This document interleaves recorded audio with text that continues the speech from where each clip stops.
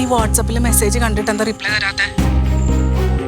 സീന, നീ എനിക്ക് മാല നാളെ തന്നെ എടുത്തു തന്നേ പറ്റുള്ളൂ, അല്ലെങ്കിൽ ആകെ പ്രശ്നമാവും. അതിന് മറുപടി ഞാൻ രാവിലെ പറഞ്ഞല്ലേ, പിന്നെ എന്തിനാ ഈ പാതിരാത്രി ഒരു വിളി? എന്റെ പൊന്നു സീനെ, എന്റെ ഗോൾഡ് പണയം വെച്ചിട്ട് ഏട്ടൻ കാർ ലോൺ എടുക്കാൻ പോവാ. നാളെ രാവിലെ എന്റെ മാല എവിടെയെന്ന് ചോദിച്ചു കഴിഞ്ഞാൽ ഞാൻ എന്ത് ഉത്തരം പറയാനാ? ആലോചിച്ചിട്ടുണ്ട് എന്റെ കൈയും കാലൊക്കെ വരച്ചിട്ട് വയ്യ. ഇതോട് കൂടി എന്റെ ജീവിതം തീരുന്ന തോന്നുന്നത്. നീ എനിക്ക് നാളെ രാവിലെ തന്നെ എങ്ങനെയെങ്കിലും മാല എടുത്തു തന്നേ പറ്റുള്ളൂ. എന്നിട്ട് കാല് പിടിക്കാം. നാളെ രാവിലെ ഒന്നും എന്തായാലും നടക്കൂല. മാല ഞാൻ പെട്ടെന്ന് എടുപ്പിച്ച് തന്നേക്കാം. അതിനെന്തിനാ വെറുതെ ഈ കാറ് വാങ്ങിക്കാൻ പോണെന്നൊക്കെ പറഞ്ഞ് കള്ളം പറയണത്? എന്റെ കള്ളം പറയാന്നോ? എന്റെ പൊന്നു മോളാണ് സത്യ. എനിക്കറിയാലോ ഇവിടെ ആർക്കും അറിയില്ല എന്നുള്ള കാര്യം. എങ്ങനെങ്കിലും എനിക്ക് എടുത്തതാ, ഇല്ലെങ്കിൽ ഇവരെന്നെ ഇവിടുന്ന് ഇറക്കി വിടും.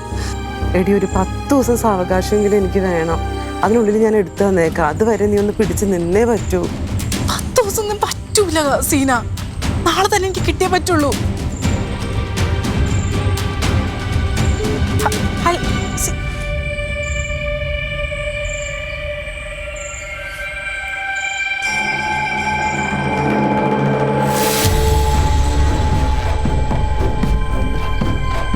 ശാരി, നീ മാല പണയം വെച്ച് ആർക്ക് കൊടുത്ത്? ഒന്നും പറയണ്ട, നീ പറഞ്ഞ എല്ലാം ഞാൻ കേട്ടു. നീ ആരോട് ചോദിച്ചോണ്ട് ഇത് ചെയ്തത്? അത് അമ്മ, എന്റെ ഫ്രണ്ട് സീന വന്ന് കരഞ്ഞ് കാല് പിടിച്ചപ്പോ ഞാൻ അറിയാണ്ട് എടുത്തു കൊടുത്തു പോയത്. സീന എത്ര മാസമായിടി ഇത് ചെയ്തിട്ട്? 1 മാസത്തേക്കെന്ന് പറഞ്ഞിട്ട് കൊടുത്തതാ. പക്ഷെ ഇപ്പൊ 5 മാസം. അവ അറിഞ്ഞ ഇവിടെ എന്ത് നടക്കുന്നു നിനക്കറിയാവോ? 5 മാസോ? ഇവിടെ ചോദിക്കാന്ന് പറയാൻ ആരുമല്ലേടി? ഞാൻ അറിയാണ്ട് ചെയ്തു പോയത് അമ്മ. ഞാൻ ആകെ ടെൻഷനില്ല. അതൊക്കെ പോട്ട്. ഞാൻ ഇനി അവന്റെ അടുത്ത് എന്ത് പറയും? അറിയില്ല. എടി ശാരി, കാര്യമൊക്കെ ശരി തന്നെ. നിനക്ക് ദോഷം വരണമെന്ന് ഞാൻ ഇതുവരെ ചെയ്തിട്ടില്ല. എനിക്ക് അറിഞ്ഞൂടാ അവന് അറിഞ്ഞ എന്ത് ചെയ്യുമെന്ന്.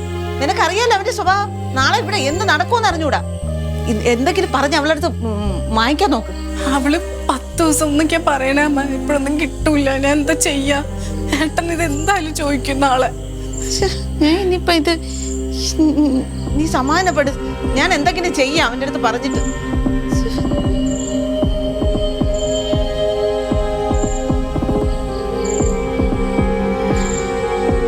ദൈവമേ, ഓരോന്ന് ഉണ്ടാക്കി വെച്ചിട്ട്